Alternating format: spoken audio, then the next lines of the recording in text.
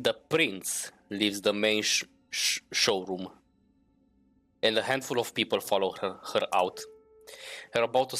You're about to ask this Kadir what all that talk of traditions and the council was when the red-haired woman approaches the two of you. Sophie? Sheriff, I was wondering if I could have a word with the fledgling. What for? She lowers her voice in response. Come now, Kadir, we all know what the verdict is going to be. Let me speak to them. You might not have to stay in your hands tonight after all. Her words grabbed his attention. His face is hard to read. It's like several emotions are struggling for domination. Anger, sadness, hope, gratitude, resolve. I'll go get my sword. I wonder what's between the two of them. He steps out of the room the way you came, and you are left in the showroom with the woman in the red dress. She takes you aside, and the eyes of the remaining guests follow you. Well then, fledgling, you are in quite the pickle.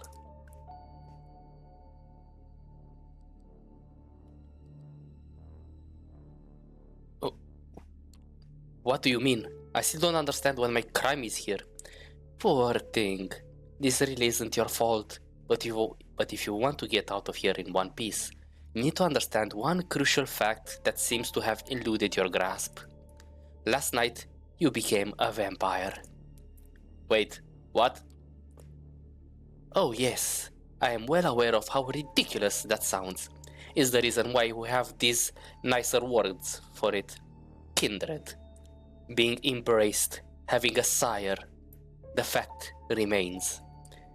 The beings called vampires, you are looking at them. They're us. You glance around. Some of the guests are still occasionally looking at you, commenting on you in hushed tones.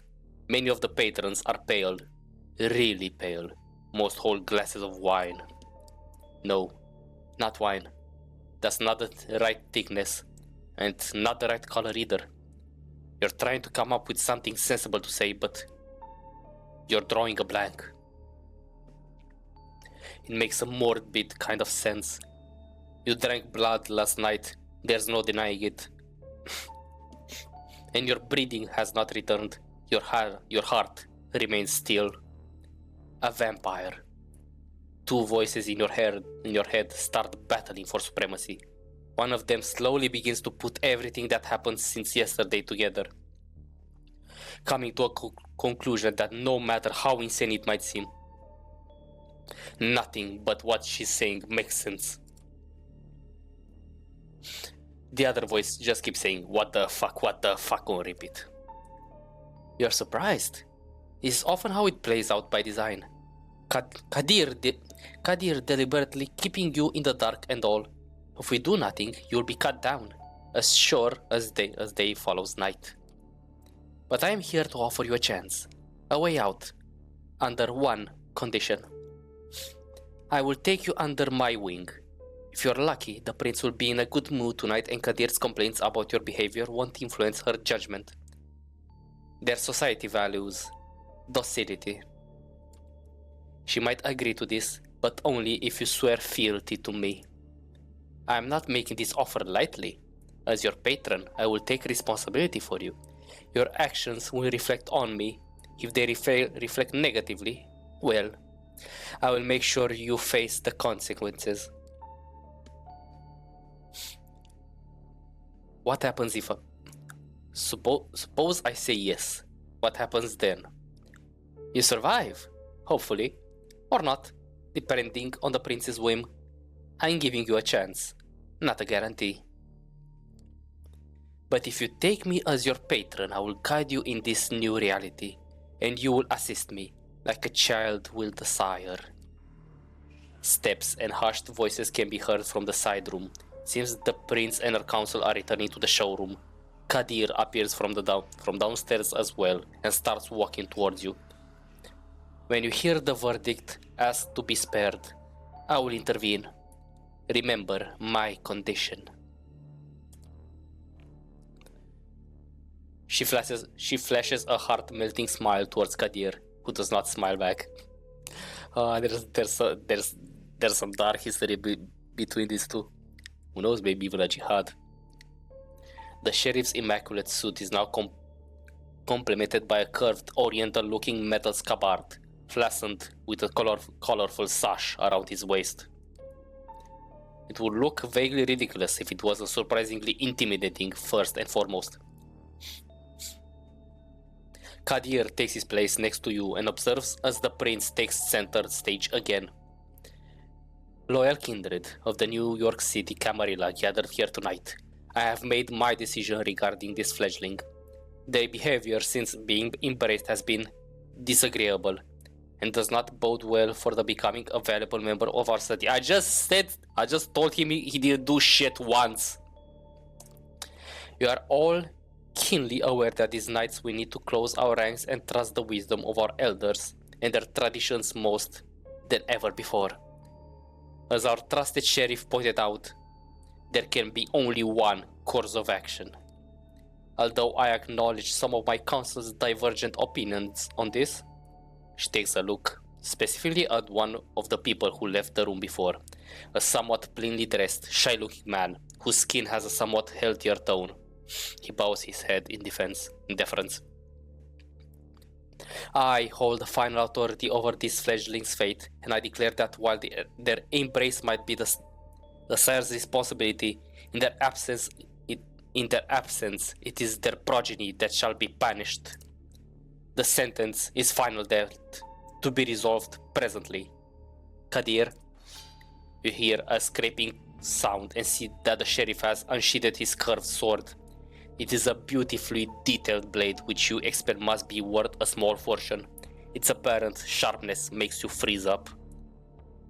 2 outs. Bottom of the 9th. His quiet mumble is audible to nobody but you. As his eyes meet yours, you note just a hint of sadness in his countenance, one that quickly vanishes to give way to grim determination. And he's out to bat. You will not get another chance to speak up. Ask for mercy. You make your choice. Spare me, please. Don't make me bad, goddammit. Prince, if I may ask you to stay the sheriff's hand for a while longer. Kadir looks at the prince, awaiting her response.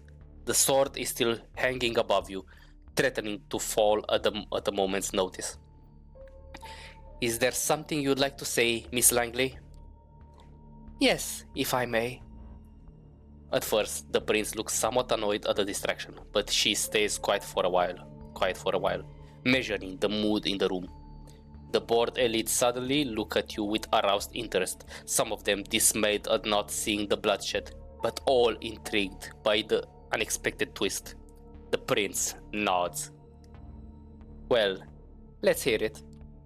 Sophie takes a few steps forward. All eyes are on her now, but Kadir's heavy hand on your shoulder makes it clear you won't take advantage of this distraction.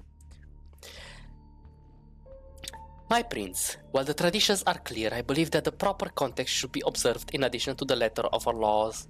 This fledgling is a burden, but with proper guidance, they could become an asset to our domain. And I understand you are volunteering to take this unruly child under your protection? Yes, I am willing to give them a chance, to prove to the entire domain that they can adhere to our expectations, and I will take nothing less than their full cooperation, naturally. Whispers can be heard again. An incredulous voice or two, a hushed, just behead the fucker. Some suppressed exclamation of surprise. Silence. I ask all of you to make a note of this moment. I might be persuaded to bend one tradition in this child's favor, but another will have to be enforced even more firmly in its stead. Until thy progeny shall be released, thou shalt command them in all things. Their sins are dying to endure. Are you certain that's a responsibility you wish to shoulder, Miss Langley? I am willing to guide the fledgling and add a valuable ally to our sect in a time of need. Yes, but I would like to receive the right of destruction over them, if it pleases you.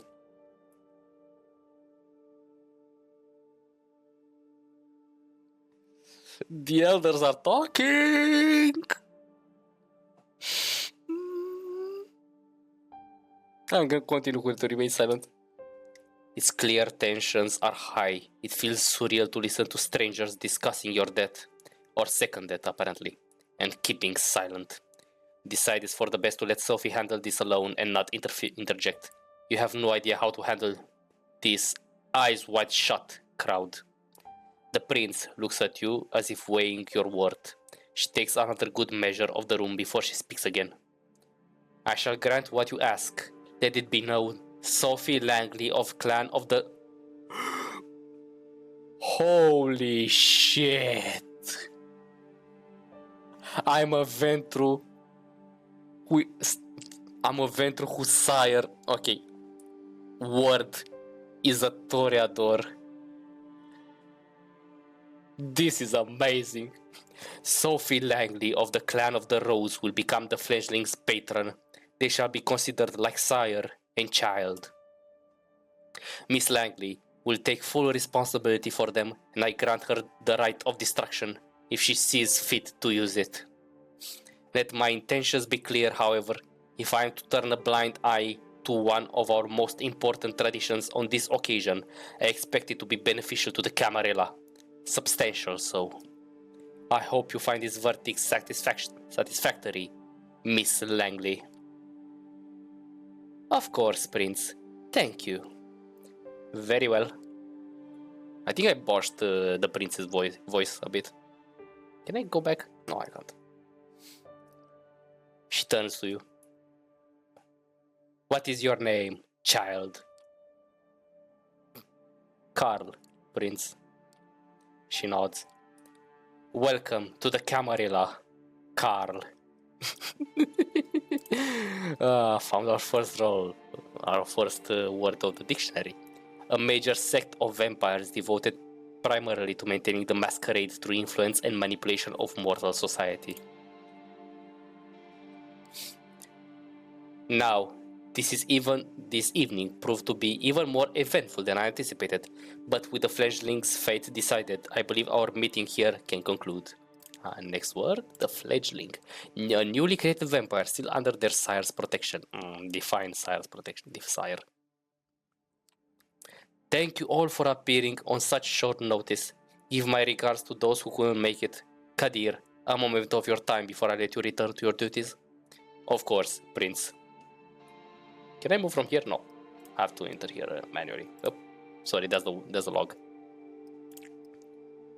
A vampire who has claimed a given expanse of domain as their own, generally a city, and supports that claim against all others. The term can refer to a kindred of either sex. Yeah, a unisex term.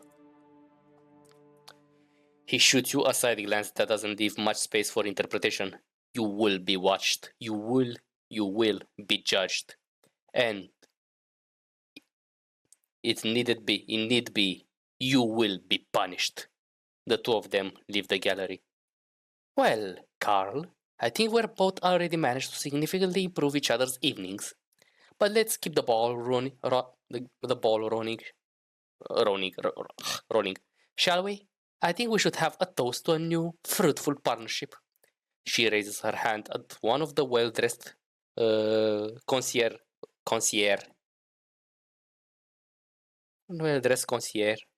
who have now reappeared in the showroom to refill the guests' glasses. The conventionally handsome man approaches with a carafe of red liquid. The memory of throwing up in the safe house is still fresh in your mind, and the idea that it could happen again is almost enough to reject the drink altogether. But there's no denying you want it. Need it. I remember what Kadir said about your misadventure before getting in the car. Some of us have more delicate palates than others. Try to take a small sip, s'il vous plaît. He pours it into two glasses, tall glasses. You can barely wait until he hands you the drink. Your attention is fully on it. The fact that it's blood, you are certain of it, doesn't faze you this time. It's difficult to take just a sip, even though the taste is as foul as before. You are tempted down the whole glass in one go. You wait before taking a second taste. You're glad you did. A feeling like heartburn signals that you can't keep it down. You spit it back inside the glass. Sophie looks on, intrigued. I am not surprised. New York City caterers are very hold on, for some reason I can't say this word. However, I know it. New York City caterers are very bourgeois ideas about what good blood should taste like. Well, you just need to keep trying. At Sophie's request, the concierge serves you three other variants of blood. The first two are as horrible as indigestible as before, both ending up back in the glass within moments of tasting them. Before the third try, you are almost ready to throw the glass at the wall in frustration. But finally, this one's different. Instead of mud and decay, a surprisingly rich bouquet of taste. You feel blissfully at ease, and Sophie takes notice. Ah, there it is. Jacob, would you kindly let us know who the donor is? Leave the bottle, please. The concierge notes and leaves again. You take another sip and another. You empty the glass. The dull feeling in your stomach and head starts subsiding, but you still want more. Sophie pours you another glass and refills hers. She takes a sip. You have a curiously specific taste, Carl. Is it the clover notes, the trace of caffeine, or that bittersweet aftertaste of melancholy? You taste nothing of the kind, but it doesn't matter. It's tasty. But not as delicious as it was last night, not as intoxicating. It manages to silence the hunger, somewhat though. It's so quiet. The urge to feed. For vampires, the hunger replaces all other drives with its own powerful call. Drinking blood puts you at ease. It is a strange realization. The man named Jacob comes back with a small card and leaves it with Sophie. She takes a quick look and passes it on to you. Somebody's medical details. An office worker, male, Caucasian, 32 years old. Blood type AB, not sure what RH is. So AB plus. Blue eyes, brown hair, no history of substance abuse. New Jersey native. Might one of these details be what makes the difference? Now that we have picked the right bouquet for our palate, these documents should be useful in identifying your exact taste. Should they be O plus, or O positive, or Joy C boys? But I believe you have more questions now. Perhaps we should start with those related to sustenance. How much do I have to drink? I feel this hunger constantly. How much do I have to drink to make it go away? The sad reality is it will never go away. No matter how much you drink, you will always be tempted to have more. Unless you consume someone's holy to the last drop, paying for temporary relief with their life. But that is a one-way road to losing your humanity. Best start by just taking a sip from a vessel. Be prudent, hot. Fresh blood will be more satiating than most anything they serve in a fancy glass. But it can make you more voracious. The vessel, the source of blood of Southern, yeah. Primarily, yeah, humans. As to how much you should have, it depends.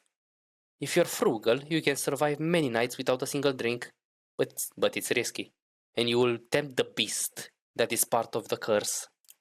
Of course, the inchoate drives and urges that threaten to turn a vampire into a mindless raving monster, also known as a white. Tomorrow, I shall take you hunting and we will explore this topic further. The blood you're having tonight should be enough to keep you happy for now. You mentioned a beast. The beast you mentioned. Is that a metaphor or... Oh, it's quite real, although not in a strictly physical sense. It lives in all of us. Our nature and hunger manifest. Those more religious among us, connected to the biblical Cain, the rage of the first murderer, cursed by God, seething in all his descendants. A mythical figure considered to be the first and most powerful vampire. Some vampires refer to themselves as Cainites. Those vampires that you do not want to have anything to do with them. Members of the race of Cain.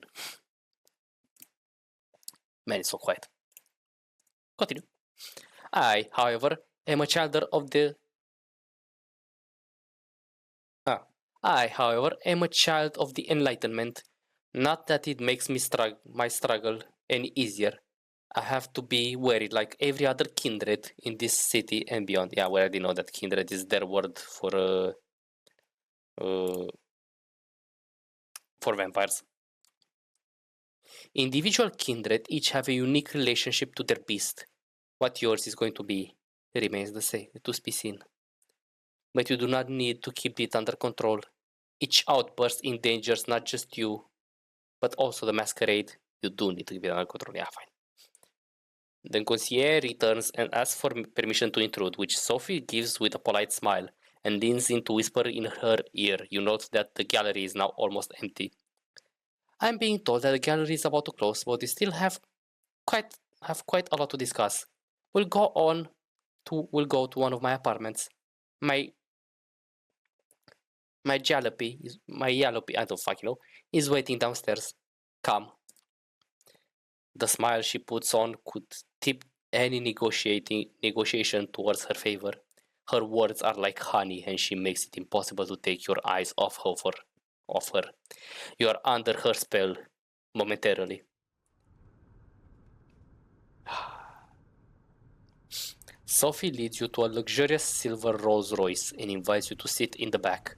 The chauffeur, a broad-shouldered, clean-shaven, middle-aged guy, starts driving immediately. Where did we leave off? Okay, where did we leave off? I believe I started telling you... Jesus. I believe I started telling you a bit about our customs. You've heard the prince refer to our traditions. The chief among them is the masquerade. As you might have gathered from us assembling at a niche gallery after closing time, our comings, goings, and doings tend to be somewhat secretive. We do not advertise our existence. We allow myths and modern fiction to morph and model the facts. So to the vast majority of kind, we remain bedtime stories and pop culture icons. Okay, the masquerade, the traditions, it says all of them. Okay, the first, the masquerade, thou shalt not reveal thy true nature. The second tradition, the domain, thy domain is thy own concern. All others owe thee respect while in it. Progeny, thou shalt only sire another with the permission of thine elder. The accounting, thou create. I fucking hate English like this. Create are thine own children. Their sins are thine to endure. Hospitality, honor one another's domain. Without the word of acceptance, thou art nothing. Destruction, thou art forbidden to destroy another of thy kind. The right of destruction belongeth only to thine elder. And that's the last. Okay, Kyle. Say, is that one television show about a vampire angel still popular? You shake your head in confusion. She shrugs and continues talking, looking a little bit more dejected than before.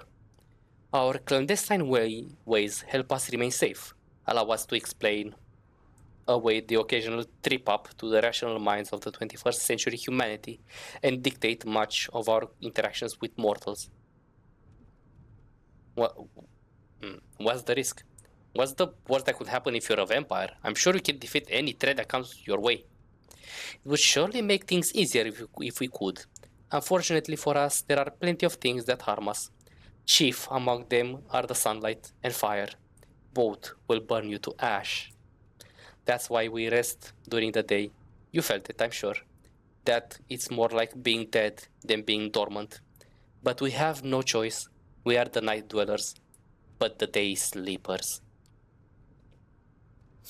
Some more folk-related threats are just legends or occasional a minor nuisance. Garlic, running water, even religious symbols don't repel us unless the wielder is uniquely pure and godly. Stakes through the heart though, that's something to avoid. They do not destroy, but they do paralyze, which under the right circumstances can often be the same thing. That's a reason to have somebody like my trusted driver, Gregory, making sure you're safe when you drift away. We have many enemies, and they often know their advantages lie with daylight. So it's good to keep human friends from what the sheriff told us. No? Do vampires watch each other's backs? Do vampires watch each other's backs? Yeah. You mentioned enemies. I guess that makes it necessary to watch each other's backs. Can we count on other vampires for that? She surprises you by letting out a soft chuckle before answering. No. Our little sect supplies social interactions aplenty, but it doesn't really encourage counting on someone. Support given in exchange for favors. Yes, that's more like it. A group of vampires I group reunited under a common philosophy. The two most widely known sect are the Camarila and the Anarch movement. Let's not talk about the Sabbat then. Long-term solidarity does not occur in the Camarilla, but we are a very politicized organization by necessity. Loyalty is to your sire, to your prince, and to the sect. When you are in Elysium, like we were tonight, the sect can appear to be a monolith. The reality is more complex. Outside of official gatherings, shady deals and quid pro quo mentality reigns supreme. A place for vampires. So, yeah. Vampire bigger. Yeah. Continue. She seems to be lost in thought. Sorry. Her voice. She seems to be lost in thought and falls silent for a while, leaving you to ponder all the things you've learned tonight. It still feels absolutely unreal.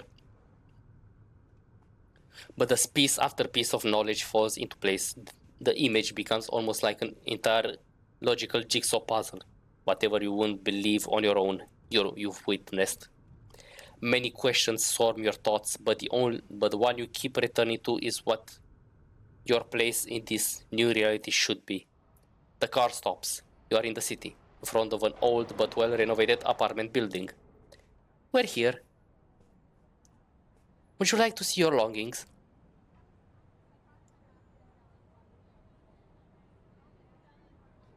My own apartment? Neat. I get my own apartment, that's neat. Consider it the first of my many gifts that I'm able to grant in exchange for loyalty. Come upstairs.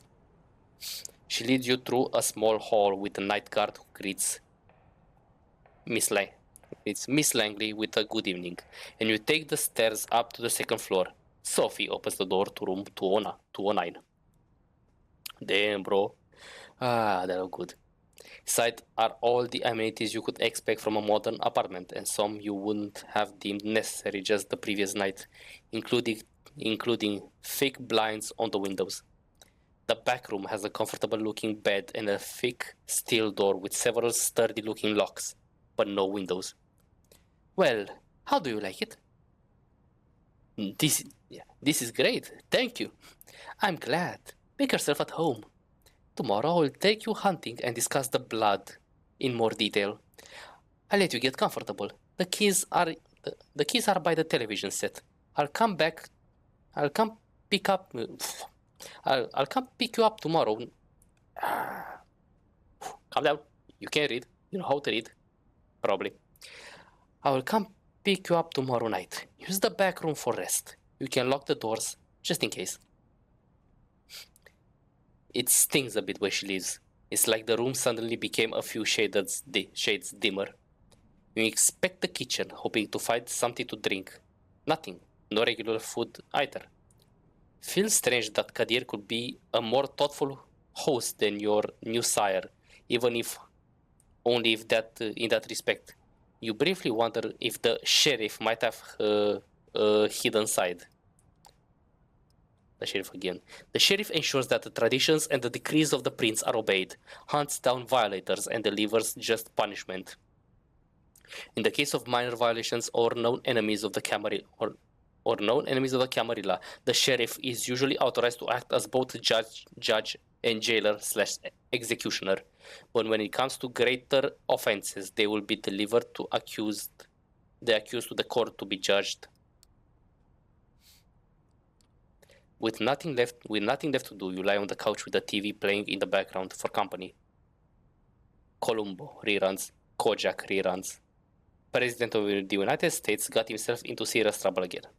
President of the United States out of trouble again. Bandits start yelling over each other about things that seemed a little bit less insignificant just 2 days ago. You start drifting away, reflecting about another night of confusion, of confusing conversation and worldview shattering revelation. How many more before you finally understand what happened to you and what you're supposed to do now? You keep coming back to the life you left behind, the people you should contact, the things you want to pick up from your apartment. You wonder when you'll have the chance for either. As you start to feel the same tiredness that made you drift into a cold sleep last night, you settle in the back room. The bed is comforting, the lack of windows less so. You leave the light bulb on.